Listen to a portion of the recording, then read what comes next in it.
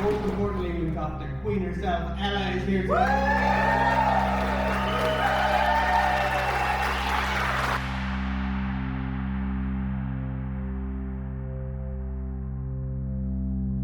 I was talking to Ruben and Fiag one day about the names of positions in jiu-jitsu, because some of them I found really funny and some of them to me made no sense. But I remember Ruben mentioned the butterfly guard, and I thought to myself, I know they call themselves strange wolves, but to me, they're like my butterfly guard. They're like my little army. And yeah, I like that idea. They're my butterfly guard.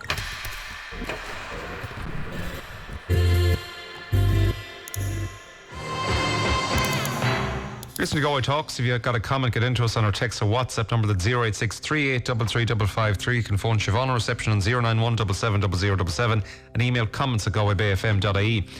Some of the comments coming in. Good morning, John. Whatever about the elections, could you ask your listeners or your sports broadcaster what they think about the GAA increasing the price of the football and hurling All Ireland's to €100? Imagine a couple would have to fork out €200, and not to mention fuel, food and motorway and parking costs in Dublin. It's scandalous, John. People may say, well, it won't affect us in Galway or Mayo. I'd love to know where all the money goes as non-professional sport. There could be a lot of empty seats in Croke Park going forward. Kind regards. That's from Dennis in Currandulla. Other listeners said to me, leave Mary Lou alone. She's a fabulous leader. Ireland needs her to get our beautiful country back on track. Another caller says, hi John, it's lovely that one of the greatest animal rights activists is being celebrated on your show today, but yet so disturbing the extent and extreme cruelty that poor animals endure at the hands of our human behaviour. A case in point is a documentary on RTÉ tomorrow night about the horrendous slaughter of beautiful horses who no longer have met the grade for their owners. And please bring this to your attention, to your listeners. It's on after the 9 o'clock news on RTÉ Reports tomorrow, Wednesday night. Thank you. And someone else says, will they ever resurface the roads in Clare, Galway? Someone else says, brilliant question, John, on the ring road. Can you do anything about that? The answer is no. Well done to all, but let's keep the focus on what can be done to make our streets safer and to get Galway moving and not be waiting for Dublin or Europe to build the bypass. Another caller says to us, all I'm listening to the past 3 days is councillors telling me everything I already know. Do we really need almost 1,000 councillors nationwide to tell us we have a housing crisis or potholes need filling? Automated mouthpieces with the same spiel every 5 years. Obviously nothing changes. It's an awful waste of public money. We need an embargo on councillors, not an embargo on nurses. That's some line. And someone else says, congratulations to the councillors. Hopefully they will finally remove the so-called kissing gates, which we've been told over and over again will go. The gates are discriminatory against disabled people, and it's a disgrace they still haven't been removed. That comes in from Chris in Salthill, and plenty more comments coming into us this morning. We'll get to them a little later on. Now though, on the 22nd of June, Strange Wolves MMA will be holding the first ever Royal Rumble. It's a 30-person submission wrestling tournament to raise funds for one of their members of their community who is currently going through cancer treatment. I'm joined in studio now by Ella Heatley Mulhall, her twin brother and carer Reuben Mulhall, and her boyfriend Feek Tobin to discuss this fundraising event for Ella. Ella, good morning. Thanks for joining us this morning. And just talk to me about your journey. It's fair to say you've had a tough few years of it. Yeah, hiya. So a few years ago, I got an MRI scan that I'd been trying to get for a couple of years, and it just didn't sort of work out that I got it, and I ended up being diagnosed with a very rare form of sarcoma in my behind my kneecap in my office pad, and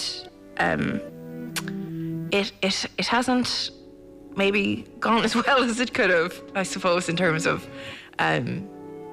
combating it.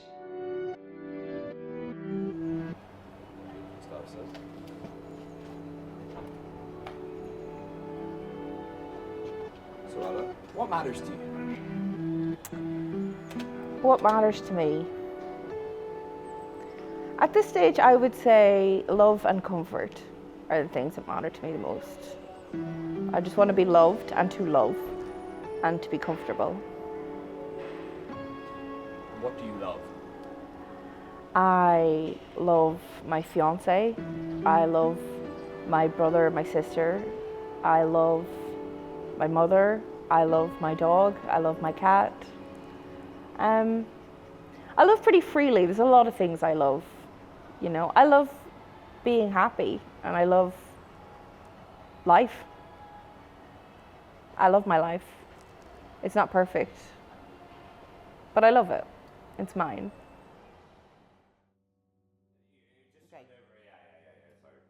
Malignant is. Sorry, if I could get you. Right, to say hang it. on. Yeah. Yeah. But a malignant cancer is, and then because. Well, they are all malignant, though. Like sarcoma, right? So sarcoma, you can get. There's non-malignant sarcomas as well, which affect your life the same way as a malignant cancer. It's treated as a malignant cancer, but they're actually benign cysts, or they're benign tumours. So you can have them anywhere as well. Sarcoma tends to be quite aggressive, and it tends to reoccur quite a lot. So when you have it once, it doesn't mean if you've, you know, if it's been removed or if your treatment has worked, it doesn't mean that that's it, you're done. You'll be scanned for at least 10 years, possibly the rest of your life, depending on age, depending on cancer type. Some are more aggressive than others.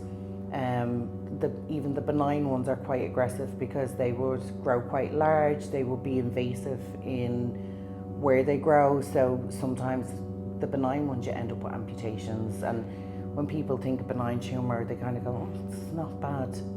It can be, you know. So sarcoma it's a whole hotbed of all different things, and because it's a rare cancer, it's quite unusual and people have never heard of it. So when you're diagnosed, you're trying to explain, I have sarcoma, and people go, oh, that's grand, and you're like, not really. You know, it's cancer, and any cancer is scary, any cancer is worrying. But if I said to somebody I have breast cancer, they would be able to empathise with you because they go, oh yeah, my mother had it, my sister had it, my aunt had it, and she had her operation and she was fine, or unfortunately not fine, you know. Whereas with sarcoma, it's life, it can be very life-changing for a lot of people, and people don't really understand I, at 37, had an amputation. I was a florist, and then I was no more a florist because you can't really do it with one hand. So that was a huge life-changing thing for me. And I had never heard of anybody else who had it before, and I didn't know who to talk to. There wasn't answers. So with the different types of cancer, generally there's huge amounts of information. You can find things online, there's support groups, there's your doctors. Now, our doctors do know, so they are able to tell us, but GP might not be able to know because your GP may have never seen one in their career. So you can't go to your GP and have a chat and say what's going to happen next, or, you know, because they don't know. They're learning along with you. Yeah, jiu-jitsu would be definitely a friendly sport, very intimidating thing for people to get involved in, very close with people from a physical point of view. A lot of people train for different reasons, mainly for self-defense, self-confidence, and if they do develop that confidence to compete, they challenge themselves there personally. And I would say that would be sort of the main reasons people train. And in terms of how friendly the gym vibe is, the gyms vary from gym to gym. It's sometimes very hard to find a special gym where you feel very welcomed and a part of it. It feels like you've joined a cult, essentially, I would say, but a positivity cult. My name is Phelan. I'm 29 years old. Ella's my fiance. We've been together for going on 8 years now. Going on 9 years. Going on 9. I met Ella, well, I worked in the e-cig store in Galway, and I was moved around their different locations, shopping centre, storefronts. And Ella's sister worked across from me, and one day I happened to see Ella visiting her sister, and it was just her smile. There was just something in, I don't know, there was just something in her smile that was so earnest and so sincere that I couldn't forget it. And very unlike me, I decided to reach out to her to see if she'd be interested in going for a coffee. And it just snowballed from there. Weird. I might not have one besides me just like fucking pulling her hair or something, you know what I mean? But I've always remembered, due to my condition, my autism, I think I've encoded memories differently. I remember things a lot more than people and stuff. But when Ella comes to mind, I remember starting school together with her. I would say that's probably my earliest memory, is me and Ella with our backs against the Pebble Dash wall in a little Gael school in Donegal, in the countryside of Donegal. And all the rest of the kids had formed a little kind of semicircle around us. And it was weird. We were kind of like huddled close to each other, and everyone was like, wow, twins, you know? Yeah, it's probably my earliest memory would just be kind of, yeah, back to the wall together. I started training in Strange Wolves a little more than 2 years ago. The situation wasn't as serious then, but it was going on in the background. And for a good bit of my time there, I never spoke about Ella's diagnosis or the stuff going on, because going there was kind of an escape. It was an entirely different world with entirely different people, where I could just get out of my head completely and lose myself in learning something entirely new and training with these people and developing a skill. But as the situation escalated, as you know, there's more surgeries coming up, as we discovered, as you know, she was stuck in hospital for 6 months. At some point, I think it was Coach John, he just asked, "How are you doing?" very casually, and for whatever reason that day, I just decided to tell him everything very plainly and upfront. And I think it was after that point he and Marcus began discussing it behind the scenes and sort of working up a rough idea. And they approached me one evening and said, would I be okay with this? Would I be, you know? And I just said yes. I don't like Ella. I don't really like being the center of attention, but I was fully behind it and I fully supported it. I couldn't really believe that they were going to, couldn't really believe and was just touched that they were going to put so much of their own time and effort into it, because the club itself is volunteer, you know, and here they are going to put even more of their limited free time into trying to help us. Yeah. Vincent is my name. I'm 49 years old. We're in the Claddagh. This is Craven House, a beautiful judo club in the Claddagh boutique judo club. It's small but lovely, and we've been training MMA here roughly for 20 years. So before MMA was sort of a fashionable thing, and back when I first started, it was called Valet Tudo. So that's going back about, I suppose, 25 years or so. It didn't even have the name MMA yet, so that's how long we're around. And people are always kind of willing to open up when you're busy and help out, which is great because, as I say, this isn't a full-time thing for me. It really started as a training group, and we want to keep that atmosphere of we're all training, we're all trying to improve, not necessarily for competition, although people could do competitions if they wanted, but just as martial artists to try and improve our skills. And some people need it, you know, some people want to be punched in the face or need to punch someone else in the face or want to take someone down and love a bit of rough and tumble. So we cater very much for those sort of savages, male and female. The strange wolves, yeah. Where does the name come from? The name Strange Wolves comes from, I was in the Gaeltacht at one time, and I was just back from England and I was out in the Gaeltacht, and I asked someone, what does O'Conneilla translate as, and which is my name in Irish, and they translated it as, they weren't sure, they said, oh, it's some kind of strange wolf. So I said, oh, I'll take that, that's a really cool phrase. Now it turns out they were wrong, that's not a correct translation. But hey, you know, it's stuck now. Wow. So I think it's more Hound O'Conneilla, someone out there who's a Gaeilgeoir could maybe it's Hound of the Sea or something like that. Or anyway, that's where the name came from, as random as that.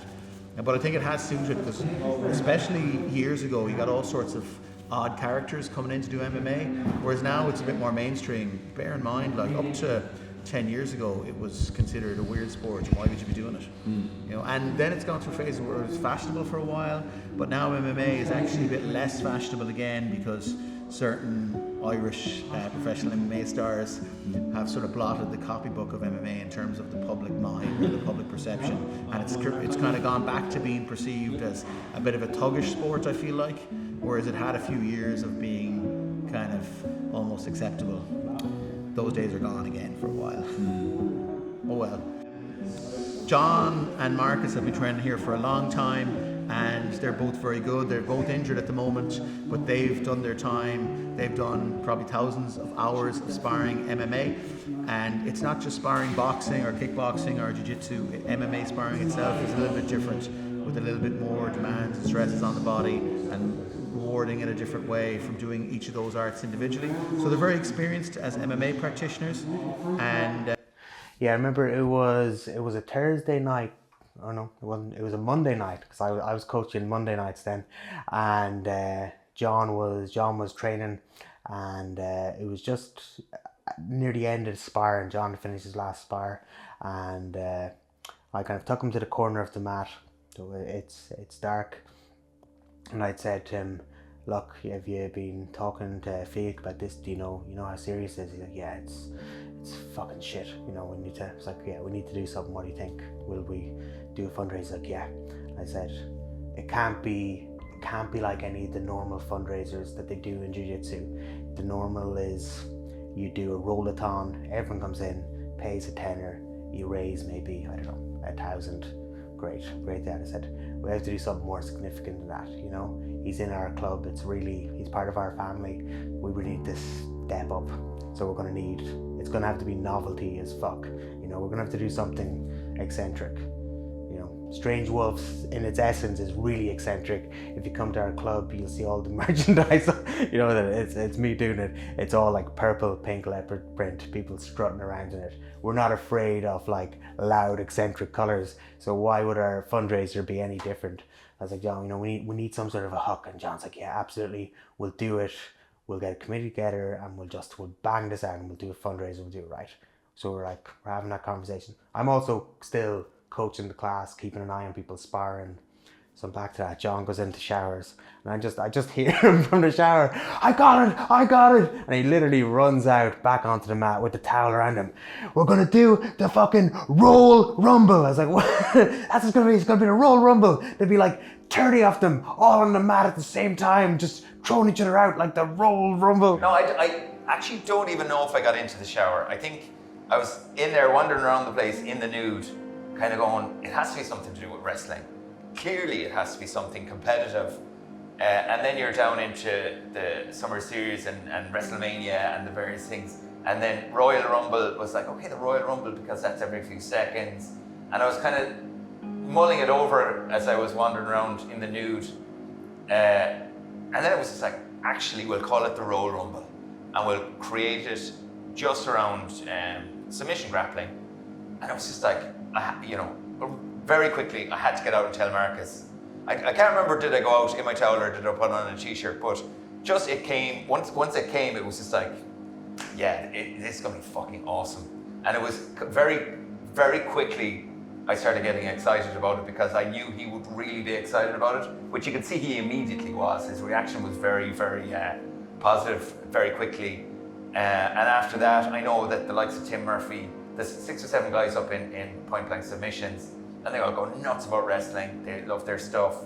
I know Kev Moore out in Athenry. I know he'd have a few guys as well. So, like, as much as anything, you start thinking to yourself, this could be a lovely thing communally. In terms of, we could get guys from Shaolin, we could get guys from Jurinos, we could get guys from Conriacht, we could get guys from Point Blank and girls and all those different things. But it just made sense very, very quickly, and it was just like, it wasn't even a question of brainstorming. All of these answers were there already. It's like, yes, people will want to come and do this. It'll be fun.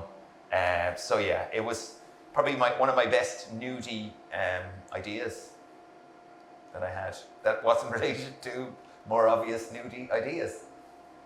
I was like, yeah, and then we're like, it's like, yeah, and they can dress up like wrestlers, it'd be like a fucking rock opera. It's like, yeah, absolutely, and people will pay to compete, and and we'll, so we're brainstorming. So, by the time John's got his clothes on now, my health and safety, logistics, the dirty job part of me is like, okay, we can't have 30 people have a big fight on a mat.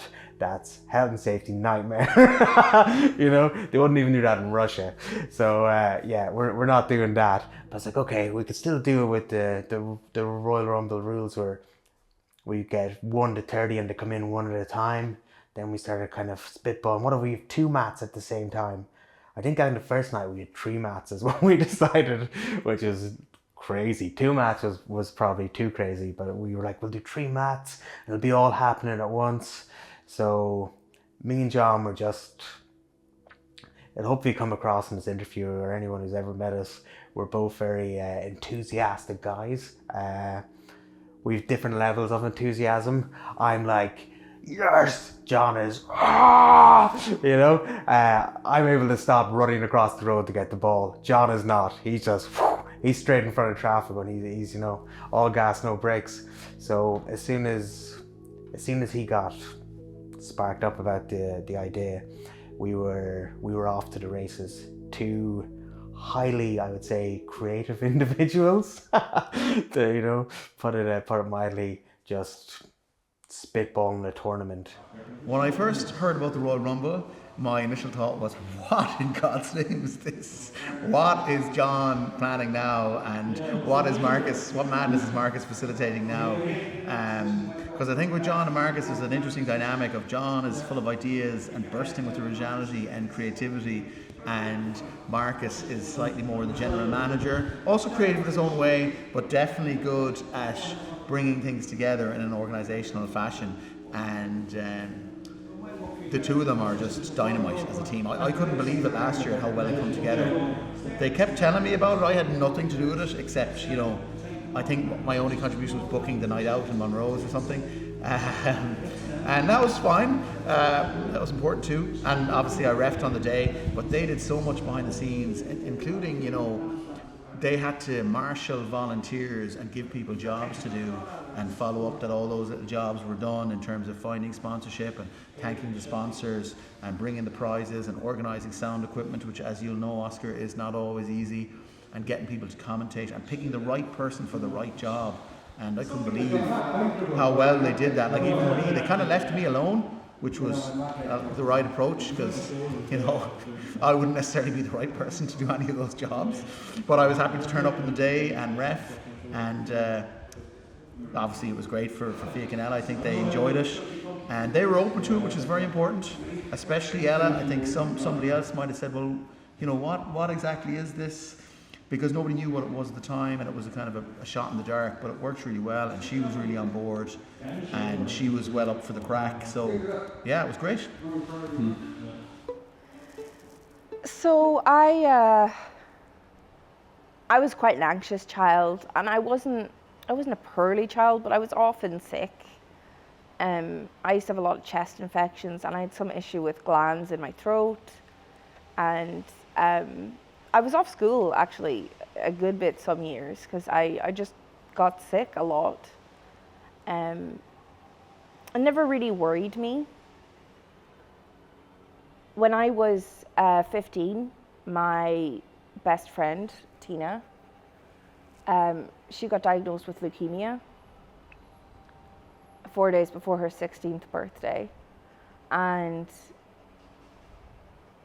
she was the sun to me. She was my best friend. And when she died 4 months later, I was destroyed. It broke my spirit in a way I didn't know it could be broken. And I felt such guilt that it was her instead of me. And I really, really struggled. I still struggle with it. It's been 13 years and I still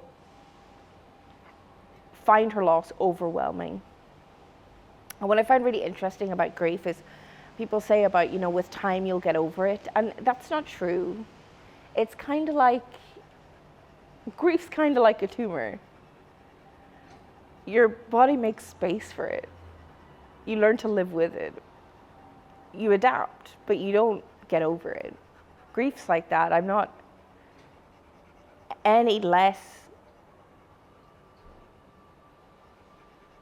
damaged than the day she died. I'm no less heartbroken, but I've learned to live with the heartbreak. I live alongside it. But one of the outcomes of it was I developed quite intense health anxiety. And, you know, I faced my mortality before my frontal lobe was fully developed. I faced the reality that, you know, this isn't just something that happens to old people. This could happen to you. And it can happen today. And I was not the only one of Tina's friends who ended up with health anxiety, because we were children facing the reality that, you know, mortality was coming for us. And yeah, I struggled greatly with anxiety, and particularly health anxiety after that.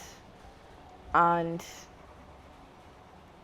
you're constantly trying to reassure yourself that you're fine. And I did a lot of therapy, a lot of talk therapy, a lot of CBT in order to get to a place where I could take the doctors at face value and trust them and believe in that, so that I could walk out and have peace of mind that, you know, I've been reassured and I'm okay. And I need to just take that as what it is. Which was fine until it wasn't. I started getting a pain in my left knee. I was walking up the hill I now live on my way to work. I used to live out in Headford Road, and I worked in the centre of town. I was walking up this hill. I should tell people my address, actually. You can cut that. I was walking up a hill in Galway on my way to work, and my knee started hurting. And I have Ehlers-Danlos, which is a condition where my cartilage is super wacky because I don't make collagen properly in my body, so it affects loads of things. So I like bruise really easily, and my skin's really, really soft, but it's really easy to cut, and I bleed more than I should when I do get a cut, stuff like that. There's loads of stuff, but one of it is joint issues. And I I hyperextend things. I'm hypermobile as a result of it, and I hyperextend quite a bit. And I hyperextended my knee in the gym the week before, so I didn't think too much about it. But it was really bad, and it kept getting worse. And so I had to take a week off work and do the whole rest, ice, compression, elevation, and it didn't get better. And I was sent for an x-ray, and they were like, well, there's a gap in the joint, but it's probably just swelling. And that was it. There was no follow-up ever done, and it never got better.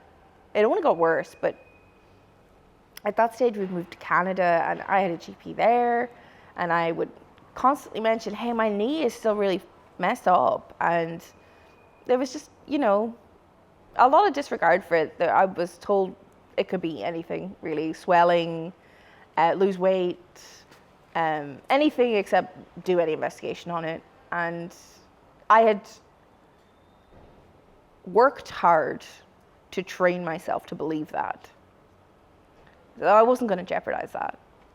And we moved back to Ireland, and I linked back in with my old GP. I was like, hey, my knee is still not a good knee. It hurts all the time. It's super, there's this lump in it. And it's just always swelling. Swelling doesn't show up in x-rays, but I kept asking for MRIs and I wasn't getting any. And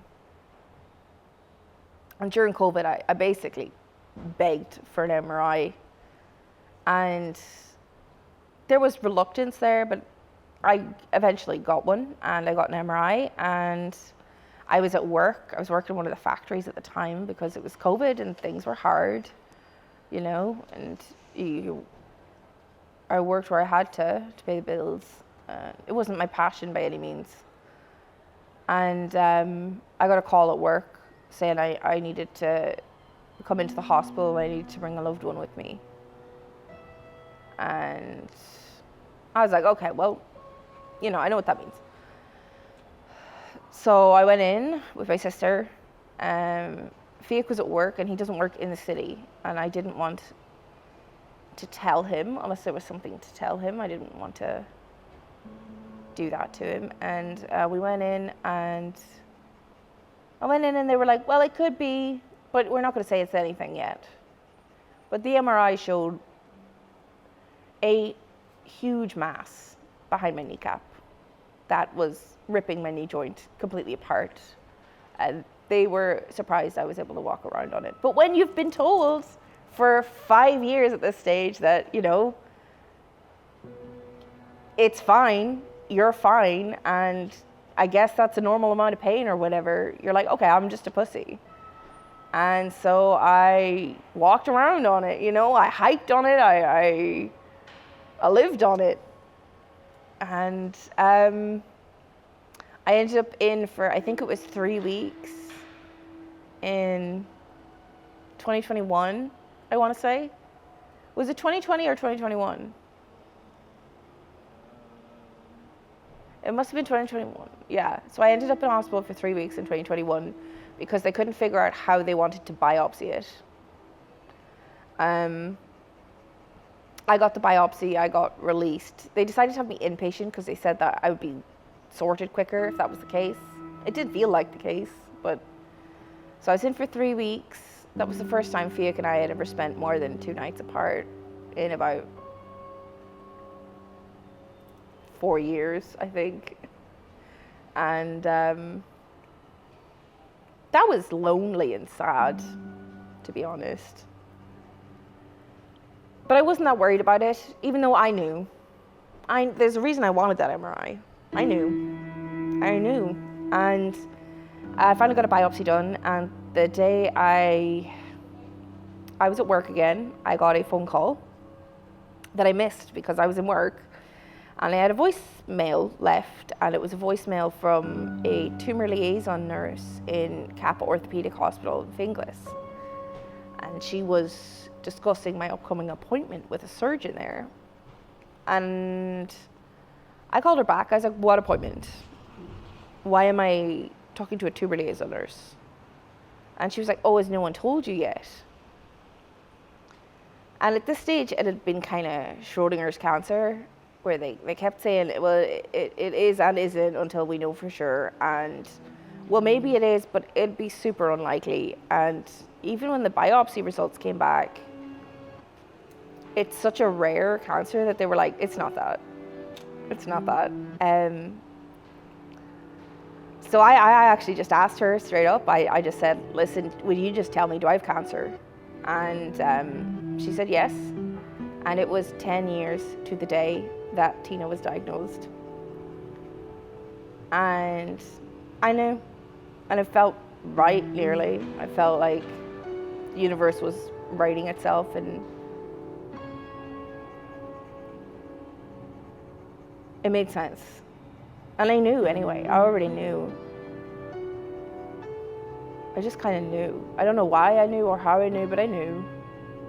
I'd known, you know. And my hat's about to fall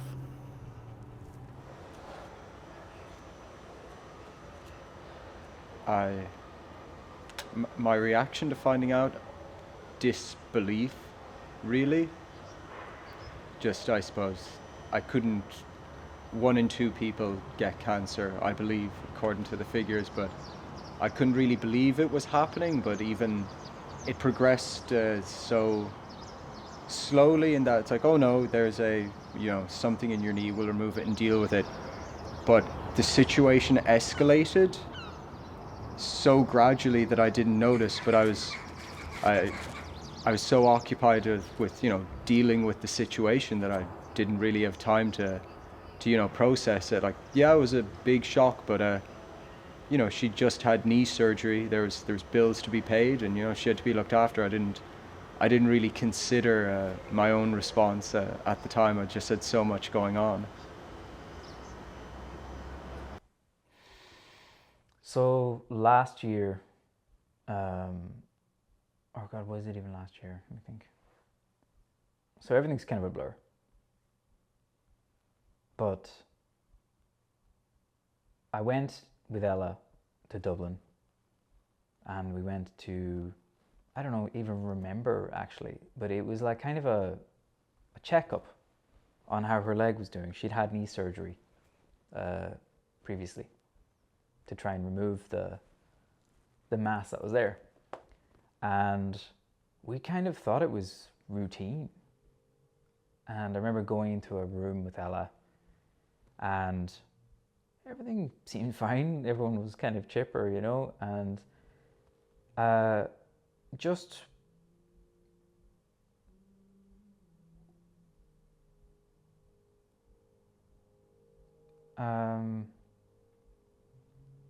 we got onto the topic of, we knew it had metastasized into Ella's lungs at the time, but we didn't really know what the gravity of that was. We didn't really actually know how bad that was. We went in there kind of thinking, okay, well, like, it's fairly okay, it's not a huge deal, and I think even Ella had unfortunately been assured by someone over the phone that it might not be a big deal as well. But we went in there, and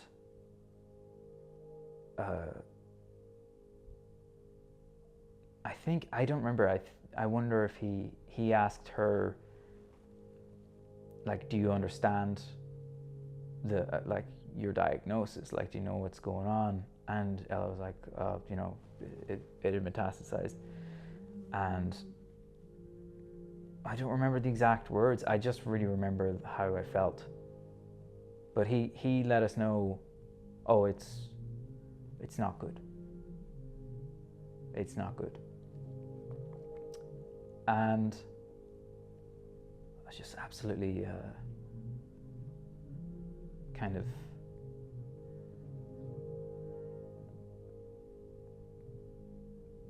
it was just out of the blue. You don't expect something like that to happen. It doesn't matter how prepared you might think you would be. And I remember just sitting there with Ella.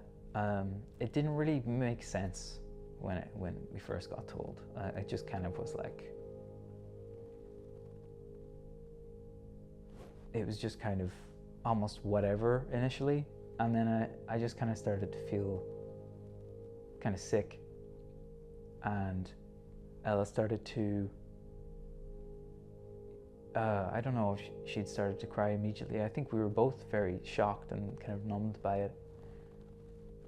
I don't remember a lot from that appointment, but I remember for some reason there was like a misunderstanding. I was like, they were offering Ella, like they were letting her know like what support she had and what support she might avail of. And I think I interrupted. I don't know why, but I interrupted. I think I said, are there any supports for me? And they were answering, oh, you know, that we have lots of like therapies and stuff like that. But they didn't realize that I was asking about how I could help her. And it was just a really jarring misunderstanding. And I don't know why that is what stuck with me. Excuse me.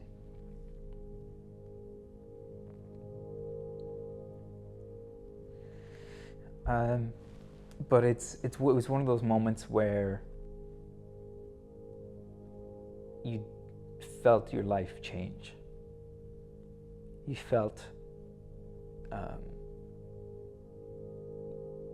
every other moment you might have been planning for change or slip away. And I can't imagine what it was like for Ella in that moment, and we've talked about it, but it wasn't something I'd wish on anyone, really. I mean, obviously you hear about it a lot. You think it'll happen to someone else, and then no one you really care about, you know. It sounds quite callous to put it that way, but it really is as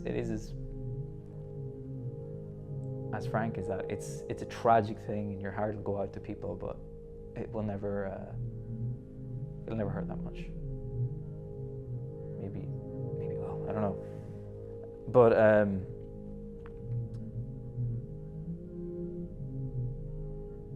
I don't know. Sorry.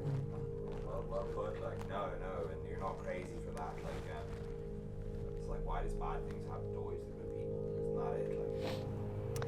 Like, so I went up to Dublin, talked to the surgeon, and I had my first. He still didn't believe it was that cancer, but my slides had gotten lost. The slides of my knee biopsy, because they'd been sent everywhere to try and figure out. Like, I sent to MIT and Oxford, and they were like, is this definitely this, guys? And he wanted to do another biopsy, but at that stage he's like, I might as well just remove the mass and then biopsy it after. So that's what happened, and it was in fact low-grade fibromyxoid sarcoma. And he was very confident with his margins, he kept saying. I felt like someone had torn out half of the structures in my knee, because they had, in essence. And recovery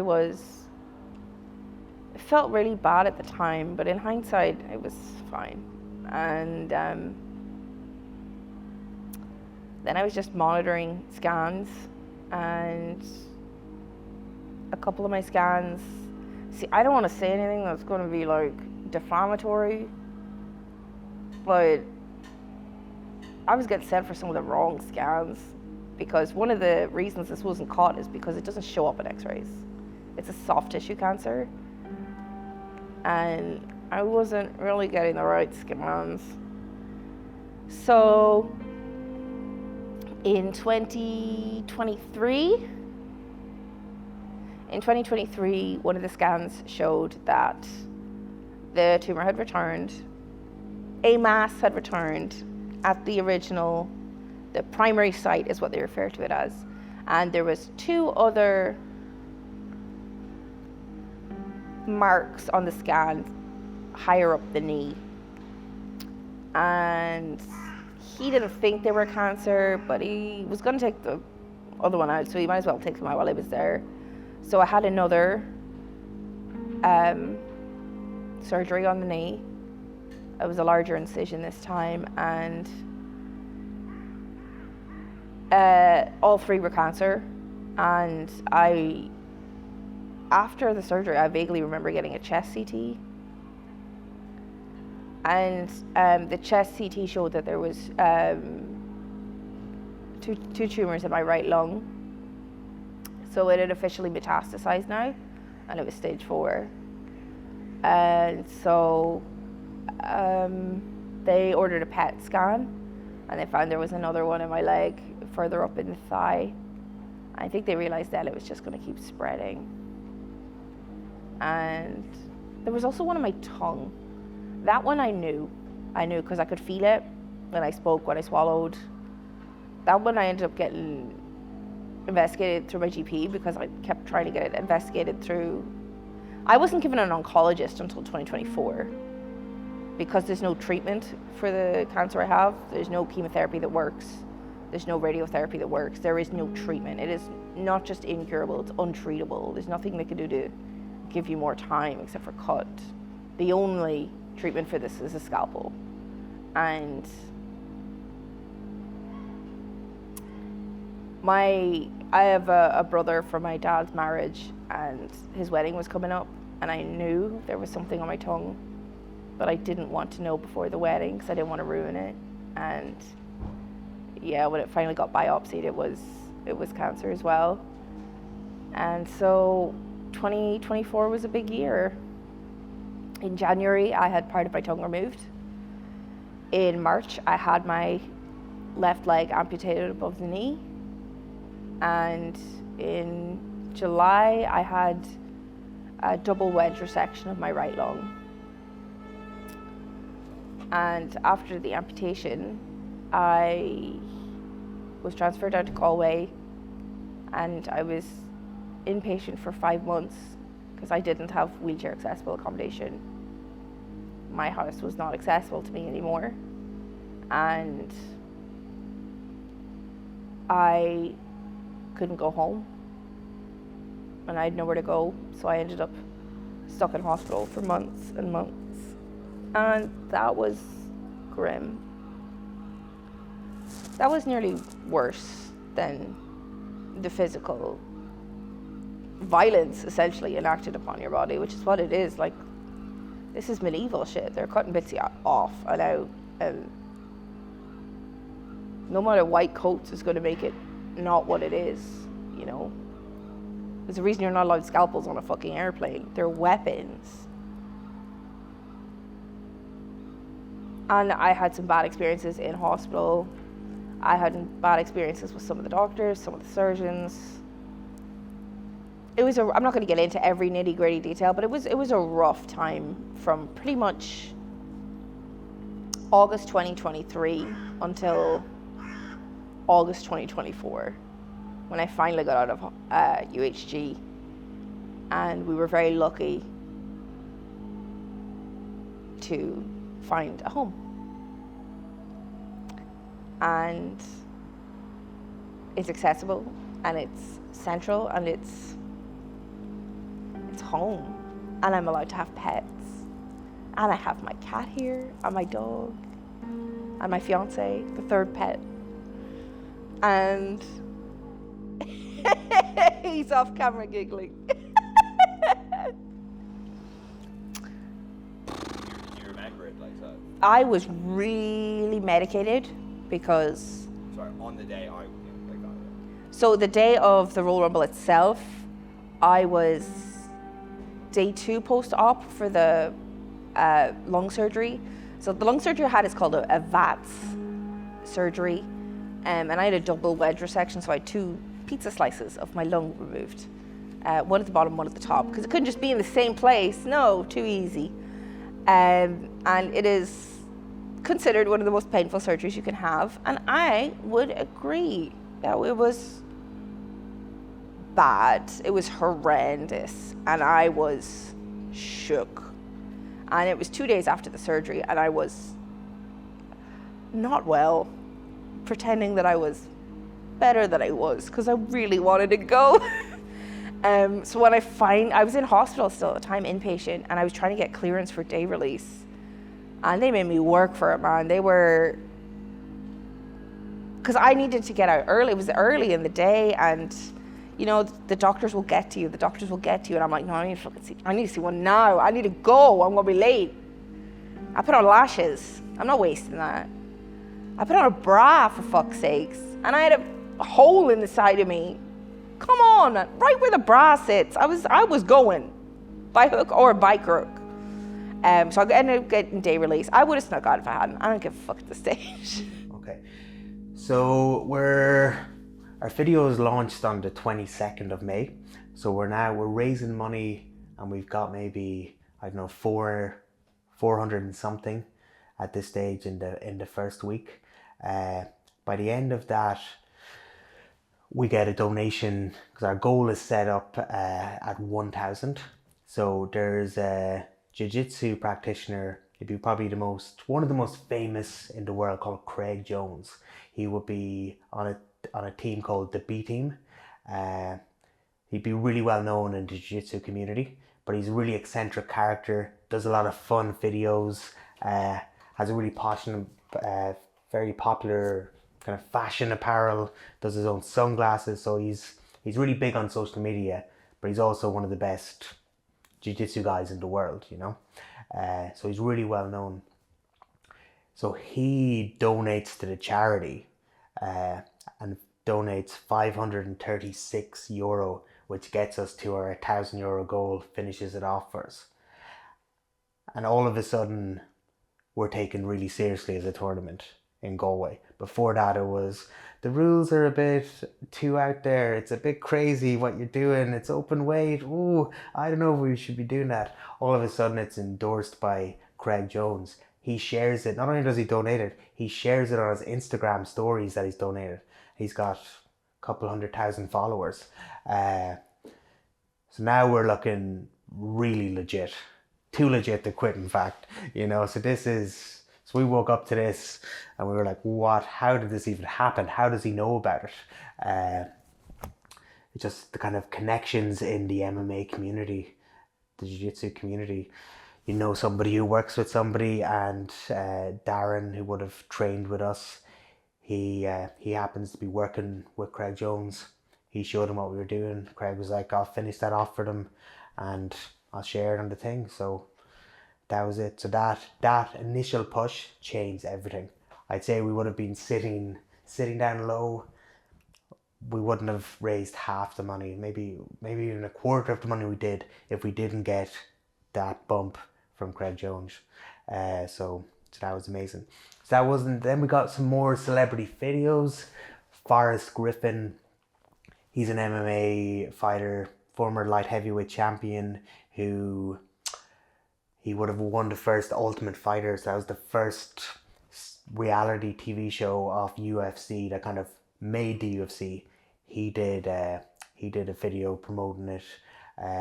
Randy Couture, he's the first double weight champion in heavyweight and light heavyweight. He's like a pioneer of MMA. He did a video. Bas Rutten, he would be Pancras MMA superstar, really eccentric character and talker. He does a video. One of the Gracies shared it under Twitter as well. It might have been Hoist Gracie.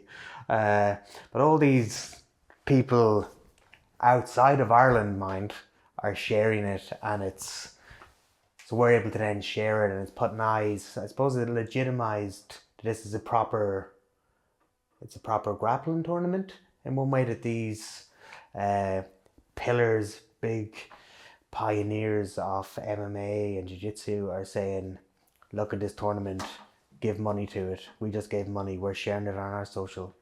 So kind of forced the hand of people in Galway to look at it and say, hey, we need to also get involved with this. It can't just be Strange Wolf things. The other clubs had to as well. So after Craig Jones donates, I've written that the 537 is the amount he donates. The next day, Tim Murphy, he's the head coach of Point Blank Jiu-Jitsu. But they would have done MMA as well. I don't know if they still do, but they would have years ago. And we'd have a close relationship with them, and our head coach Finney and him would be very friendly. So we have a great relationship with them as a club. The next morning, he donates €537 from Point Blank, just to have €1 more than Craig Jones. A kind of a jiu-jitsu community joke, you know. So then all of a sudden we're up massive money again, and that's really getting a buzz going. So that celebrity push and that like really generous local act of charity by another club to us really helped push. I think that kind of led the way in Galway then for people to say, I need to look at this, I need to donate to it as well. If I'm in the grappling community as well, I can't just pass it on my feet. This is something important is happening. What's up, guys? Forrest Griffin here, and I want to give a shout out to the Strange Wolves MMA gym.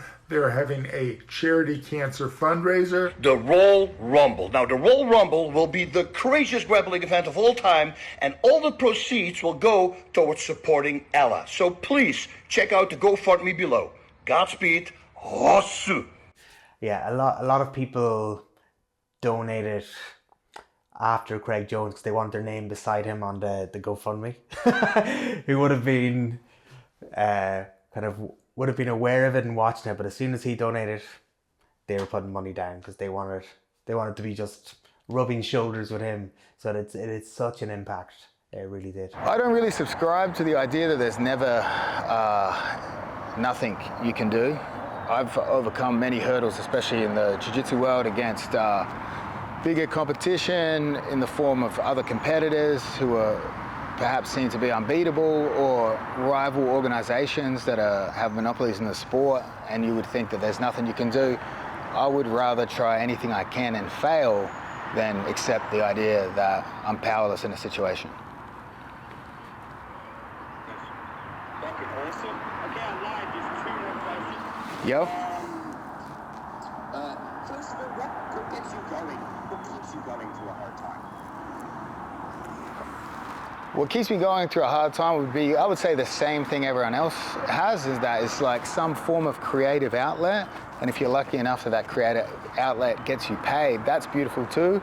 And then once you reach that stage where what you love to do pays the bills, then I think really the only thing you can find fulfillment is helping others, because of the weight burdened by you, by being in the privileged position that what you love also makes you a substantial amount of money. Beautiful. Okay, now the last one's going to be pretty interesting. I'm actually going to have you ask Darren a question. Tell me, Darren, are you in shot of the DJI Osmo? No, I'm not. Could you be? Yeah, 1 second. Yeah, sure. Please. So the question is why, and I didn't I got another plane, 1 second. One more plane.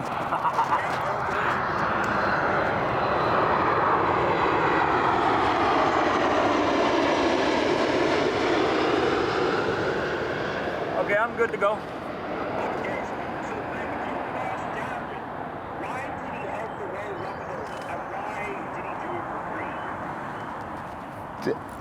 Darren, why did you help the Royal Rumble? And most importantly, why did you do it for free? Obviously, my father's going through a very similar cancer story, right? Like, my father has tongue cancer and went through radiotherapy and chemotherapy.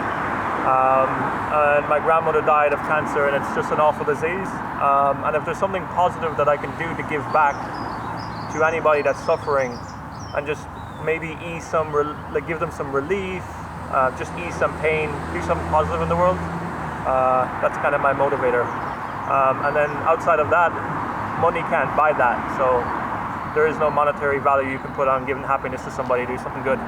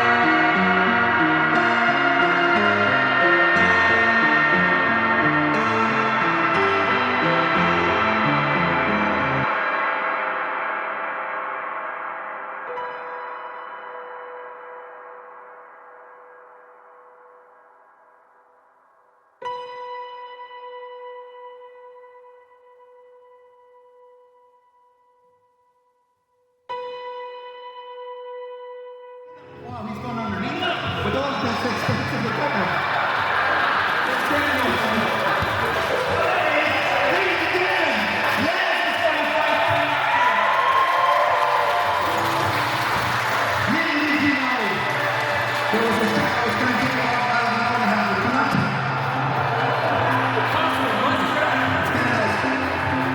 It's like me getting ready to make love to my wife. I'm like, hold on here.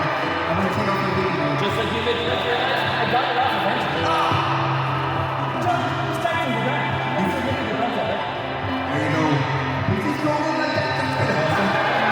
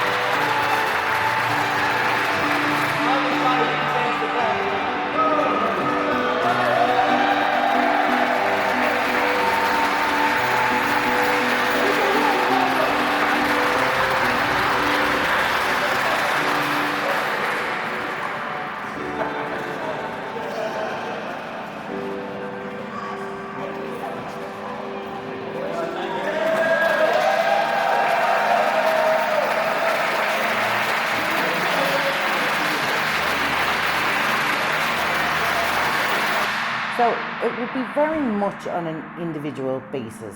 When I was diagnosed, I lived 20 minutes away from my kids' school, and after I had the amputation I couldn't drive for 9 weeks, and my niece brought my kids to school every day. She came down here, collected them, brought them to school, brought them home for me. Like I was having a craving for a specific dinner one day, and rang my mum from the hospital, and I was like, I'm coming home today and I want blah blah blah dinner. And she just looked, she was on the phone, she's like, you don't even live here. And I was like, I don't care, I'm coming home, and if I don't have it, there's going to be trouble, because when you get chemo you get cravings. So it's a bit of a strange one. So she had the dinner ready, in fairness. But like it's sometimes it's silly things like just coming in and having a chat and saying, how are you feeling? And sometimes people keep going to you, be positive, you can get through it, you're going to be fine, it's great, positive attitude. And I generally do have a positive attitude in life. Sometimes I have a bad day. And I rang my poor pregnant friend and said, well, I need to say this and you need to listen. And she went, okay. And for 15 minutes I was blurting out all of my fears and, you know, what happens if I die? Who's going to mind? I'm married, so my husband's going to mind the kids. But like, what are they going to do without me? You know, all of the things that was playing on my mind that you don't, because you don't want to burden your family with it. And because you know they're stressed, you know they're looking after you. But having somebody to listen when you're having a bad day was probably the best thing that could have happened for me. Practical support is amazing. You know, cook a dinner, bring it up. or if somebody has children that need minding, do that. You know, do you need me to bring you to a hospital appointment? Do you need me to wash your clothes for you? It's silly things, but it's really important stuff, because if you're going through chemo or if you're going through radiation, you're tired, you're not feeling well, and your normal day-to-day stuff that you would do kind of drops off because you just physically can't do it. So having someone who will come in and sweep your floor for you, or tidy your boards, or, you know, silly things, but really, really helpful, important things. There was loads of people there that weren't even from the club, which was crazy to me. You know, they just showed up to like be a part of it. That was insane. That was so.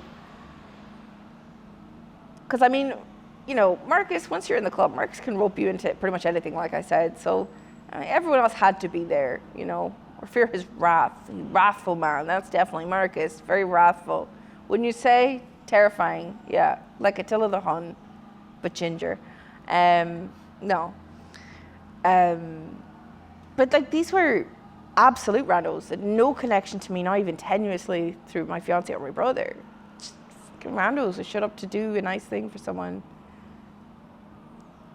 And I mean, what matters to me is love and comfort, and comfort is not something a lot of people in my generation, it's something we work towards, but it's something we know we won't really have until we retire. There's always that Elise in your home that you're never going to own.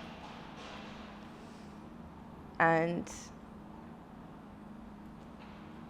I have to say, like, the living situation in Galway, we all know it's poorly insulated and it's covered in mold, and it's tough. It's been tough for everyone in Galway for years, and we just keep pretending it's not happening. So the money means that I can have a home. And that's really the only thing I've ever wanted, was to have my... I'm not going to buy a house with it, but I'm going to nest. And we're in the process right now. Things aren't finished. But it's going to be my cozy little nest to live and die in. And that's... I'm in my retirement era, you know, and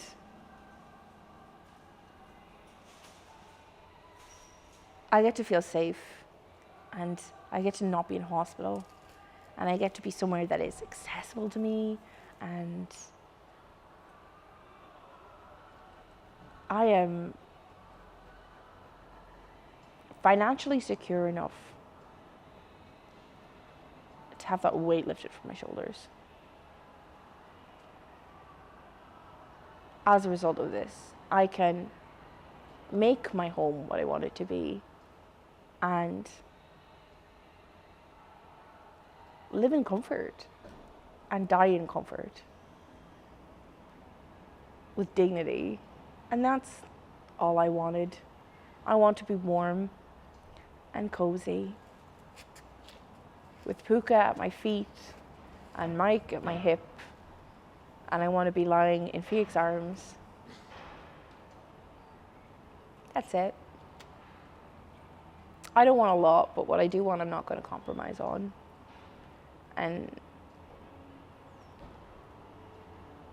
that's peace. They've given me peace. Do you know how many people are able to say that they've given someone peace? A good death. There's always talk in like medieval fucking fantasy or sort of Gothic literature or early. I mean, throughout history, throughout media in history, there's always this concept of a good death. Through a lot of religion, through a lot of, you know, if you die fighting, you died a good death, or if you die, like, I think it's individual to person as how they want to go, and they've enabled me to have what to me is a good death, and you only get one. You know, and it's going to be the most meaningful moment of your life, and I've been given that. They gave me that, and that's fucking insane to do that for someone. It's love, man. It is an act of love, and I don't think there's anything more profound in the world.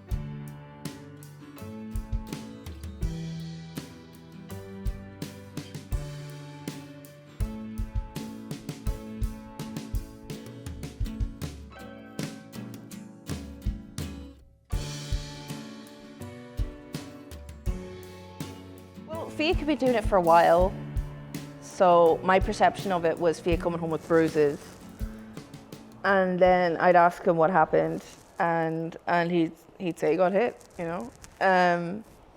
My perception of MMA was Fia getting the snot beat out of him by Alan. That was my perception. He's laughing behind the camera. That's all I thought he did there, you know. Big Alan or small Alan? Big think. Yeah, Big Alan. I think my only perception was, you know, Fiat went there to get beat up and then came home, possibly as an excuse to shower with other men. Because he's coming home and he's like, yeah, we did a rear naked choke, and then, and he'd come home and his beard smells like other men's balls because he's been grappling, so he just smells like he's been getting teabagged for 3 hours. So I'm like, yeah, they're probably fucking. So, you know, my perception was that it was a discreet gay sex club, was my perception of MMA previous to this. Fair enough. Do you want an actual answer? Wait, that wasn't the actual answer. I mean, you see Conor McGregor being a dick in the news, and I think it gets a certain rap. And then you got soft boys like Fiak and Ruben doing it, who... Fiak once walked home with a fucking bee in his hand because he found it dying on the side of the road. And we nursed it back to health. And it fucking lived. Yo. We nursed it for 3 days and it flew into the sunset. Damn. Like, I'm not scared of this man. I don't think there's a reality in which I am scared of this man. He is an angel, but he's got a dark side. Like all men, he wants to know that if someone came out of an alley with a knife, he'd be okay. And he wouldn't, because the other guy still has a knife, and he doesn't. But I don't see it as like I just see it as, you know, an exercise. I don't have any negative opinions towards it. I didn't like that he got hurt sometimes. I used to ask who did it, and then be like, I'm going to call their mothers. He'd be like, no, please, no. But yeah, I was like, no, I'm going to find them on Facebook. I'm going to find their mother, and I'm going to call their mother and tell them what he did. And like, yeah, I took the piss a bit because some of the names of some of the positions are funny. The fact that we use the word position is funny, and they shower together. And so I mostly just give him abuse, to be honest. But I didn't think, I just thought it was a pile of guys. Just guys being dudes, you know what I mean? And then I found out there were women there. I was like, okay, so some of the women are dudes too. It's chill. Like, it's just people hanging out and doing sports. It's like Zumba, but with less middle-aged people. That's all I thought it was. A cool, hip, fun new way to get active and bruised. But I didn't really have any strong opinions about it. I didn't realize like the brotherhood they developed at the club, like the camaraderie that was there.